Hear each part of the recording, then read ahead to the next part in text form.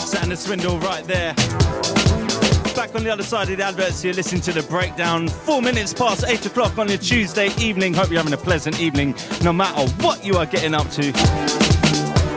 Hot out to Lucy B. Hot out all the crew that went out to Vegas, just texting in, saying, can you big up all the generals, all the soldiers, and all the lieutenants who went out to Vegas on Shallin Stag Do this past week. Big up all of you lot, man. Wish I could have been there. Sounds like you had a nice time. You know what they say about Vegas, right? Whatever happens in Vegas. Don't think I need to really complete that, do I?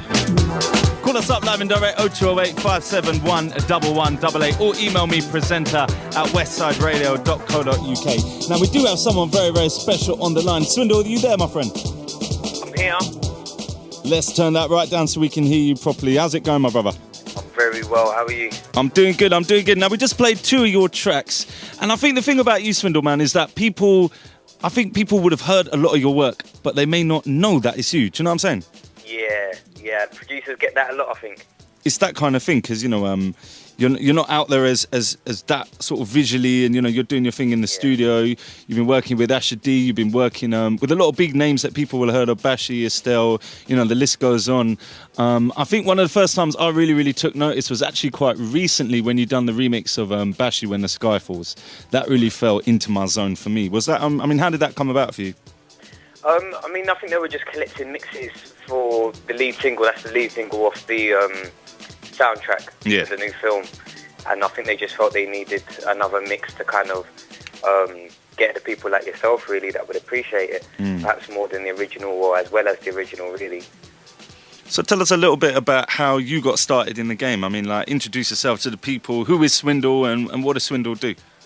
Swindle is good gosh, my phone always rings when I'm on it. Wait. Right, yeah, I'm Swindle. I'm a producer from South London. A lot of people probably would have first heard about me through the grime scene, working with people like Getz, Big Nasty, Nole, etc. And then went on to 8082, where I worked with Asher D, Mutia. Now when was that exactly, when you started with Asher? That was 2008, sorry, January 2008. Okay. Yeah. Is that collaboration still going? You still working with Asher?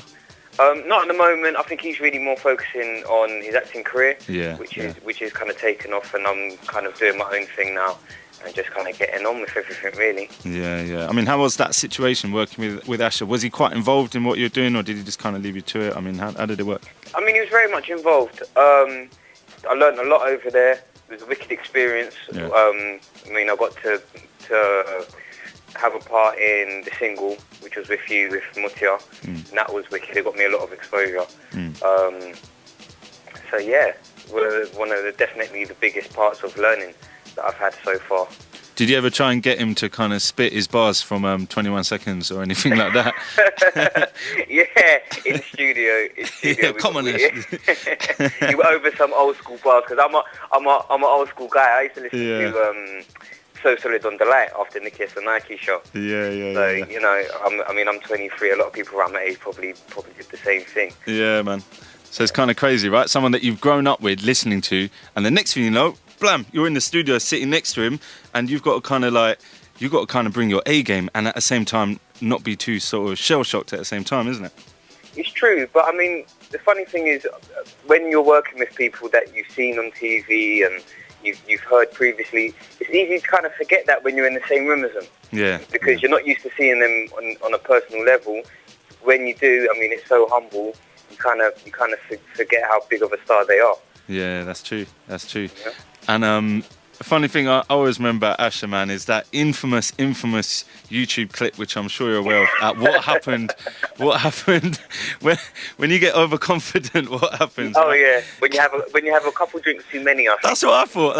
Yeah? Oh, man, he's pissed in it. He's had a few too many, right? Yeah. Yeah, man. But big up to Stig anyway. If you don't know about that one, I don't know if I should air that out, really, because I'm sure Asher won't be happy with me if I do that. Stig's a beast, and he definitely deserves props for that. But saying that, Professor Green got him back. Yeah, true. You've seen that one? Yeah, no, I've seen them all, man. I'm a big fan of the jump off. I'm a big fan of all that kind of stuff, man. So, Stig done his thing, man. But like, you know, props to both of them, man. Props is a hard task anyway, going out there and doing that. Definitely. So, talk about what's going on now. So you're releasing this current EP. Yeah, and, that's out now. That's on iTunes as we speak. Yep. For anyone that's interested in buying it, literally just search Swindle on iTunes, and I think it's the first thing that pops up.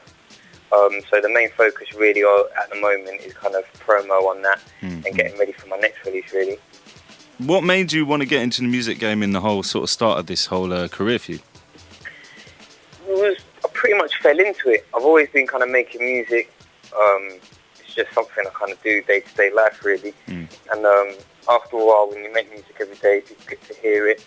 If you're lucky enough for people to like it, you know, I think it's only a matter of time before more people hear it, more people like it, and before you know it, I mean, you're in the game, as they say. Yeah, that's it. And you're getting you're getting big remixes at the moment, man. I mean, you've done a bit of work on Estelle's latest single, which is out, which is called Freak.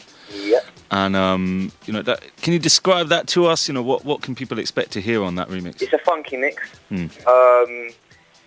Probably more heavyweight than a lot of the EP. I like to get quite soulful with the funky, but this is kind of a mix between the soulful side of me and kind of the bass heavy side of me. I think it's more for the clubs, really. Yeah. So yeah. Because I mean, I like the original. Like the stuff that there's sort of you kind of veered from doing straight up grime on your 140 mixtape, and kind of like when that sound kind of merged, and you know it kind of moved into different things, didn't it? And then you know, you've tried your little hand in dubstep. You're doing funky. It seems like for UK producers these days, there's no genre limitations. There's no like, yeah, you do this, you do this, you do this. It's just like whatever, really. It's music, isn't it? You can do what you can. Pretty much, and I think that's the way it should be. Yeah. I mean, music is music, and I think producers especially often feel the need to get certain aspects off their chest, and the best way to do that really is kind of play with other genres, I think. Now, is there anyone out there at the moment in the UK scene that you have not worked with yet, that you got your sights set on, that maybe, I don't know, man, if you're like some people, you might make a mix and go, yeah, this person will like that, let me just, hopefully they'll like that, and then, you know, I can get somewhere. Is there any sort of person out there that you've got those ideas for? You know, for me, I'd just love to work with anyone who's out there doing their thing, really. Yeah. I mean, I've worked with a lot of the guys over at Grime, and I've been lucky enough to work with some of the best singers in funky. Yeah. I'm just so open and just ready to get the work done. I think my real problem is not being able to work with everyone, because there's only so much time will allow you to. If it was up to me, I'd have a track with every single person to ever spit a bar or sing a song, definitely. Now, you've done some work with Sherry V. You've done the School Days, which kind of, in my eyes, it was a surprise kind of smash, really. Because, I mean, while it was a good tune, obviously had Wiley on it and all that, nice video. I like the video, personally. A lot of us around here, we felt it was a bit of a surprise that it actually did so well. I mean, what was that like for you, working with them two?